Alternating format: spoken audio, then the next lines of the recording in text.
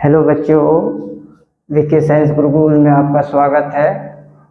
वस्तुनिष्ठ प्रश्न जो है भौतिकी का पहला चैप्टर का हम लोग पढ़ रहे थे। इसमें अगला प्रश्न है, अवतल दर्पण की फोकस दूरी होती है। इसका सही उत्तर क्या होगा? ऋणात्मक, धनात्मक, ऋणात्मक तथा धनात्मक दोनों। ठीक है, या शून्य। इसका सही उत्तर क्या होगा? तो अवतल दर्पण की फोकस दूरी, हमेशा याद रखिएगा, अवतल दर्पण की फोकस दूरी हमेशा क्या होती है? ऋणात्मक होती है।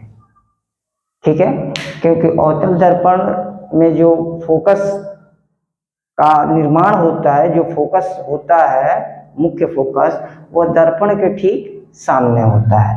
इसलिए अवतल दर्पण की फोकस दूरी क्या होगी? ऋणात्मक होगी।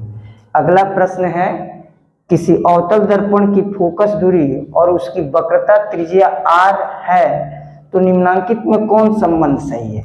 यानी फोकस दूरी f और r में क्या संबंध है? ये r बराबर f होगा सही उत्तर, या r बराबर 2f होगा, या r बराबर 3f होगा, या r बराबर r/2 होगा। बताइए इसमें सही उत्तर क्या होगा?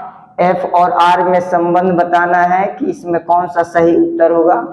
इसमें सही उत्तर होगा r बराबर 2f। यानी हम लोग जानते हैं कि अवतल दर्पण हो या उत्तल दर्पण हो, हमेशा जो फोकस दूरी होती है वह वक्रता त्रिज्या की आधी होती है। तो वक्रता त्रिज्या फोकस दूरी की क्या होगी? 2 गुनी होगी। ठीक है, इसलिए अवतल दर्पण की फोकस दूरी और वक्रता त्रिज्या में यही संबंध होता है, या तो वक्रता त्रिज्या फोकस दूरी का दुगुना होगा, या फोकस दूरी वक्रता त्रिज्या की क्या हो जाएगी? आधी हो जाएगी।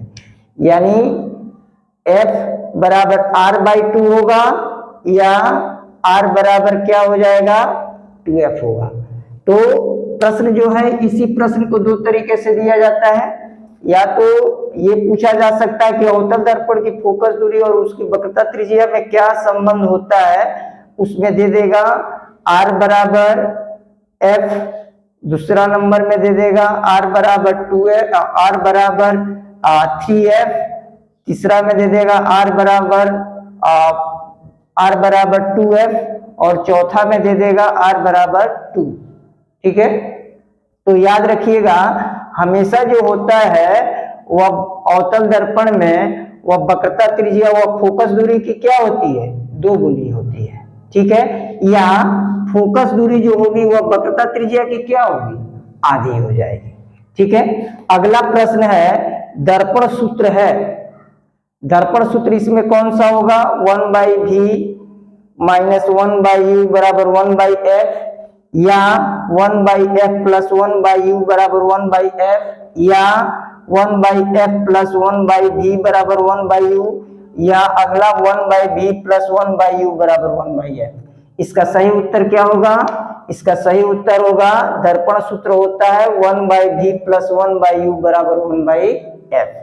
अगला प्रश्न है, समतल दर्पण की फोकस दूरी होती है।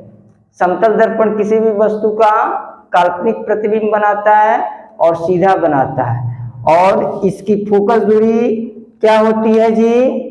अनंत होती है। इसकी फोकस दूरी समतल दर्पण की क्या होती है?